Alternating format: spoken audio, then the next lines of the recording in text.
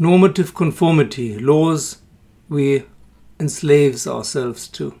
Hello, this is Shores of Infinity, Chris speaking with a video about normative conformity and different kind of laws we're subject to or choose to be subjected to, although we're not forced to. For example, gravity, we don't really have a choice. I've never met anyone who is not subject to gravity. You can circumvent gravity, you can trick it with the use of other physical laws. That's why airplanes and helicopters can fly and so on, or birds. They use other laws to circumvent or disable gravity, but it's still all subject to gravity. But there are very few of those laws that we cannot get around. I mean, there are some ways to get around gravity too, but that you have to kind of change reality, like Carlos Castaneda describes it. But then it's more a mind thing, not a physical thing. Gurdjieff once listed these laws we're subject to, the laws we're really subject to on this planet.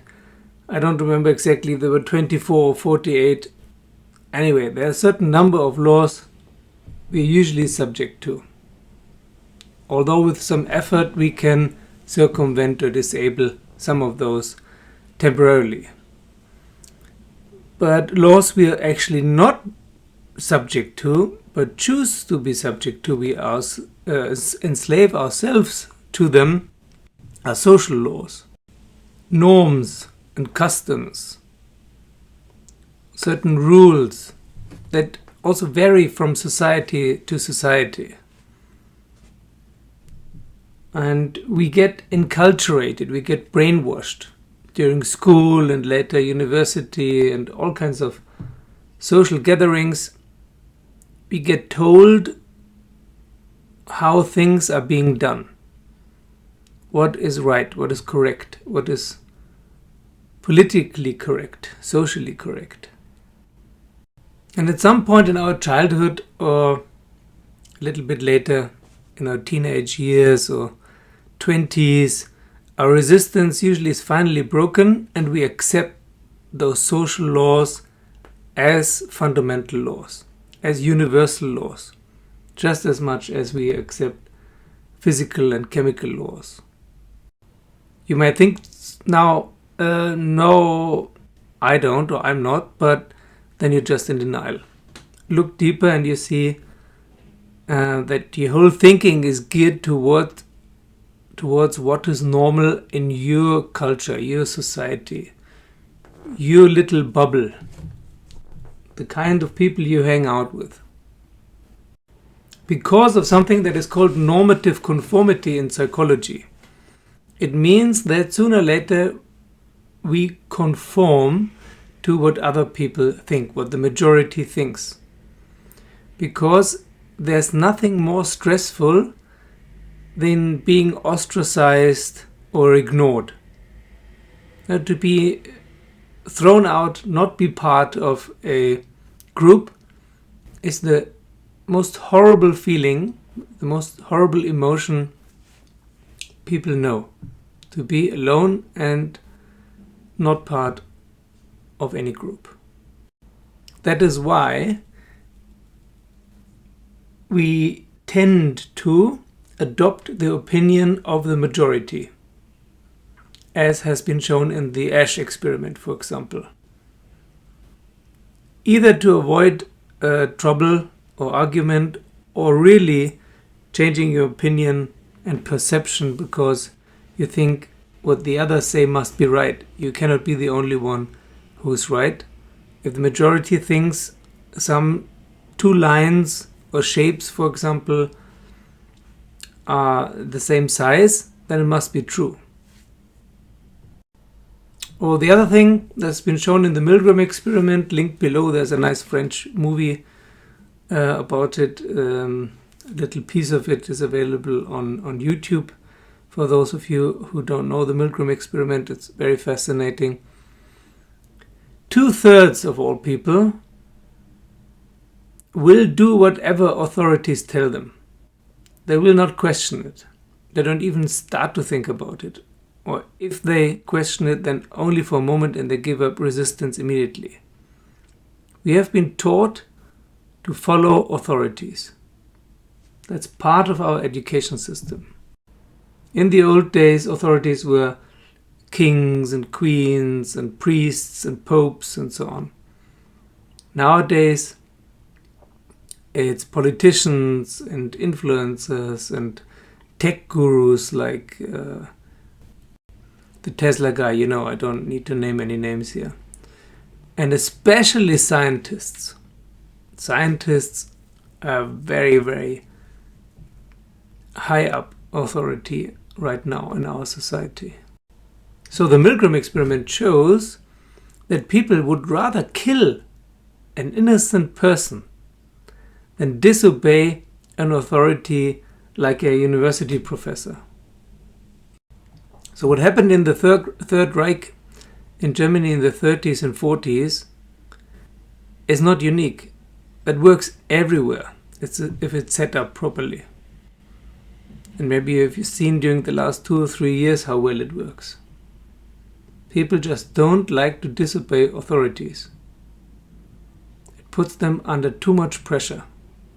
Similar pressure than to disagree with the majority. This is ingrained in our social structure, but it's not a universal law.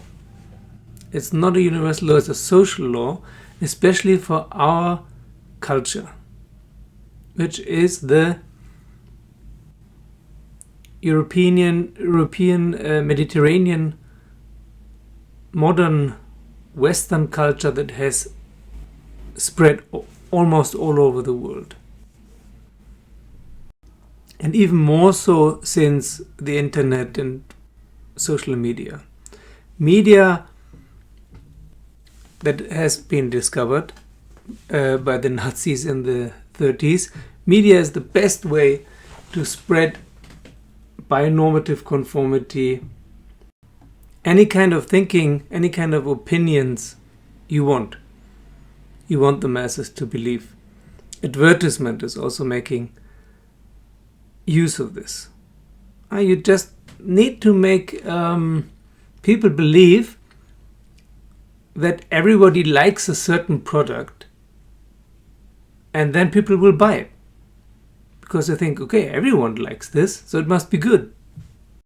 But no one takes the pains to verify this. You can lie through your teeth and just claim that everyone likes it, and that's enough. Or all these juicy titles of YouTube and Instagram videos where you, for example, say the title is something secretive. What they told me not to talk about. They, them, the others. There's no they, them, the others. Just assume that they're all non-player characters.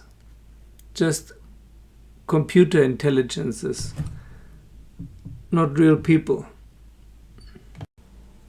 Stop thinking about what others want, what others think, what others like, what others feel. Because you cannot know this. Most of the time, it's advertisement or social pressure to force you into normative conformity so that someone else can earn some money with it. And don't confuse social laws with physical laws. Anyway, it's not a good idea to confuse any laws. There are spiritual laws as well, but it's not the same. There are economical laws, social laws, physical laws, chemical laws, spiritual laws, psychological laws. It's not a good idea to mix them up. There are very few laws we are really subject to and have little to no choice. And there are a lot of laws, the vast majority of all laws, 99% or more, that you enslave yourself to voluntarily and unnecessarily.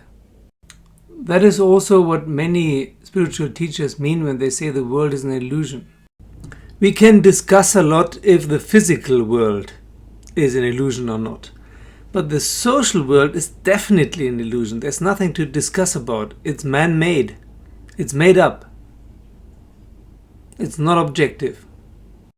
So have a deep and honest look inside how many of those social conventions, norms, laws, habits, customs you treat as if they were physical laws or universal laws.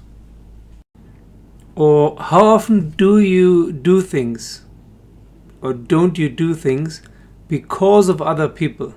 Because this is not how it's done. Or this is how it's done.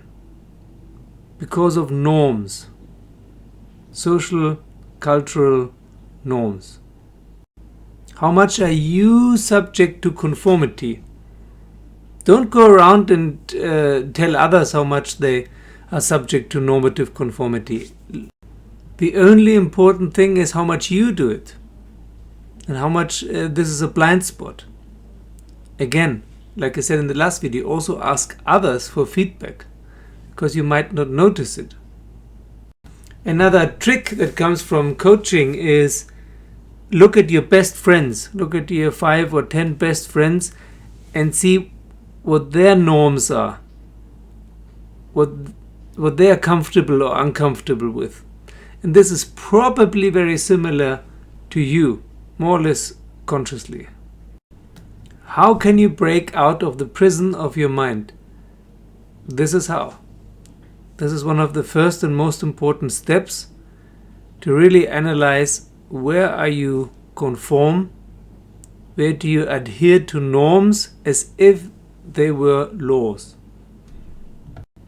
Where do you limit your own possibilities as if you were in a prison with the door open but you don't walk out? Like a bird in a golden cage with the open door, but it doesn't fly out. We have been trained to obey. Now it's time to change that. Have fun.